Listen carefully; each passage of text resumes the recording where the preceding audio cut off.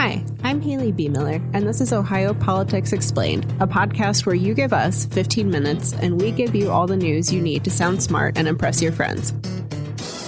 Welcome to another episode of Ohio Politics Explained. Today, we'll discuss Sherrod Brown's campaign launch and what all of that means for other races in 2026. We will also dig into Governor Mike DeWine's decision to send the Ohio National Guard to Washington, D.C. Back in the studio today is Jesse Balmert. Thanks for having me. The most important impact of this is we no longer have to discuss whether he's running for governor or Senate. So true, really over the speculation part of the process. So now we can just talk about the process itself. And before we get into that, as always, if you find OPE helpful or interesting, we'd appreciate a review or rating on Apple Podcasts. Or you can just send this episode to a fellow political nerd. So, Sherrod Brown.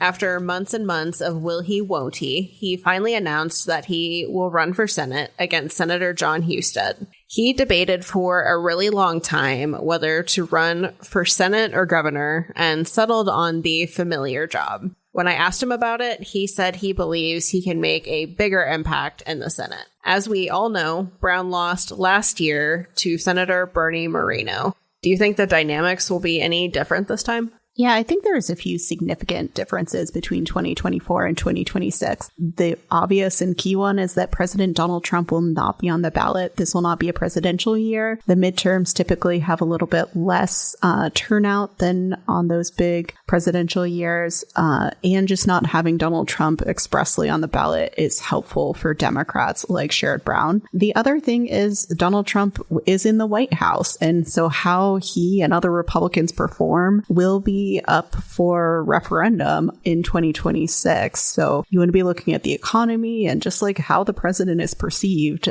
come summer of next year. Right. And the party that controls the White House often does not do great in midterm elections. So Democrats are pretty optimistic, especially with Sherrod Brown running for another election. You know, I think there was a hope among some Democrats that he would run for governor instead, because that is the true top of the ticket next year. I think they'll probably take Brown in the Senate race versus just sitting out completely. Yeah, I think Ohio Democrats are pretty excited that he's running for either of these top tier races. Having someone like Sherrod Brown on the ticket is going to bring a lot of national money to the state that probably just wouldn't have happened if we had had a first time or lesser known candidate running for the U.S. Senate seat. Yeah, he's already raised like $3.6 million, or at least that's what he raised in the first 24 hours. So gonna be another big money race.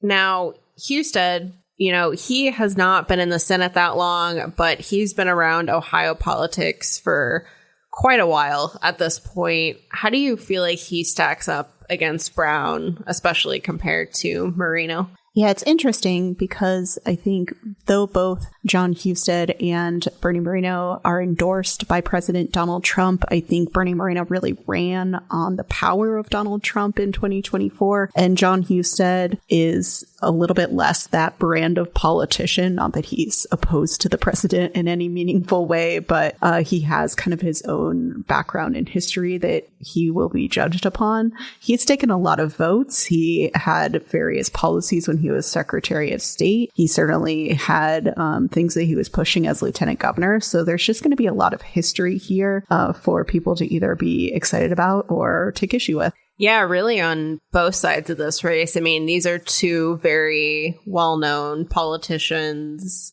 in Ohio at this point. And I think that's very interesting compared to the governor's race, which I am going to ask you about in a second. You know, we have Vivek Ramaswamy and Dr. Amy Acton, two people who are known but have not been in politics for as long as Brown and Husted and don't have those records to look back on. So what does Brown's decision mean for the governor's race now that we know he's out of the picture? Yeah, I think there is some disappointment from certainly some Democrats who had hoped that Brown would really be the top of the ticket. And the governor's race in these years always is the marquee race. I didn't actually check if it's top of the ticket on the ballot. So, come back to me on that one. But I think we're going to have two first-time candidates, possibly. It's possible we'll have a primary on the Democratic side as former U.S. Representative Tim Ryan mulls or seriously considers running for governor, a decision that he's hoping to make by the end of September. So, it's going to be a different caliber of race. And if it ends up being Ramaswamy versus Acton, you have two candidates with no political experience in Ohio, no elected experience in Ohio. So that's going to be really interesting to kind of look at their different ideas and how people judge them as candidates. Now that we're done speculating about Brown, we can speculate about Tim Ryan. Yeah, the speculation never ends. The Ohio governor's race, man, we've had so many different people in it at various points. Yeah, it's been an interesting one. Let's pivot away from politics for a second and talk about the Ohio National Guard. DeWine agreed to send 150 members to D.C. as part of President Donald Trump's takeover of local police. Trump and other Republicans say crime in D.C. is out of control and warrants federal oversight. How did Ohio get involved in this? Yeah, so essentially the Secretary of the Army called or communicated with Governor Mike DeWine on Friday ago and said, we would like to send Ohio National Guard members to assist the DC National Guard in, protecting federal buildings, in monitoring. Ohio National Guard would not be doing the actual arrests, but they would be, I guess, communicating with their colleagues in the area to do any sort of arrests. So it's certainly in response to the crime situation, which we can certainly have a conversation about in Washington, D.C. Yeah, I think the National Guard involvement in patrolling D.C. has been incredibly controversial.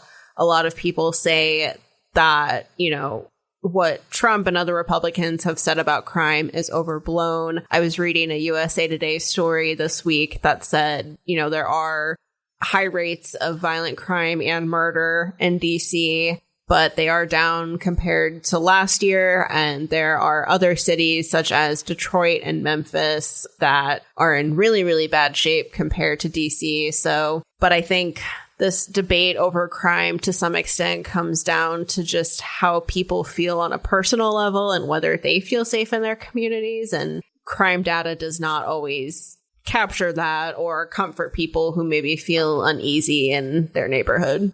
Yeah, and it's interesting you said let's move on from politics, but certainly this has been a political talking point. I appreciate it. Certainly, there was a viral video of a violent brawl that happened in Cincinnati that got a lot of political attention, and you had Republicans weighing in on it at all levels of government. And so you're really seeing Republicans in particular talk about crime in cities, which are predominantly run by Democrats. And so we could see this as an issue moving into 2026, or honestly, we could move on and have 17 other issues before then. Yeah, that's fair. So this guard deployment is 30 days, right? Yeah, so the initial deployment is 30 days. They can request a longer one from the governor. And it is important to note that this was an option for Mike DeWine. He did not have to. There are various ways in which the federal government can federalize the National Guard and make them come to various situations. There are rules and guidelines and guardrails around this. So it was up to Mike DeWine to say yes to this. And he was one of only a few Republican governors to do that. Mike DeWine says that this is consistent with assistance that he has offered in other places,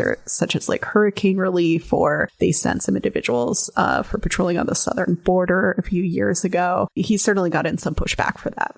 Yeah, there was a small protest that in front of the Ohio State House after he announced this. And then you were at a news conference this week with some activists who said, just push back against the idea that this was the right call and urged DeWine to bring them back. I don't think that's going to happen, but clearly some frustration back home over this decision. Yeah, so groups like ACLU and Common Cause Ohio are concerned that if you start to have this response in Washington, D.C., what is to stop the next response? Are we going to send people to Cincinnati because there was a video there, or Detroit because of high crime rates? When you start doing this, are you setting a precedent on using kind of statewide or federal resources to address local crime response? And one more thing before you go. In other 2026 news, former House Minority Leader Allison Russo announced she's running for Secretary of State. That sets Russo up for a primary against Cincinnati Dr. Brian Hambly, provided both of them stay in the race. Yeah, we've had primaries come and go in various other places, but perhaps we'll have one in the Secretary of State's race.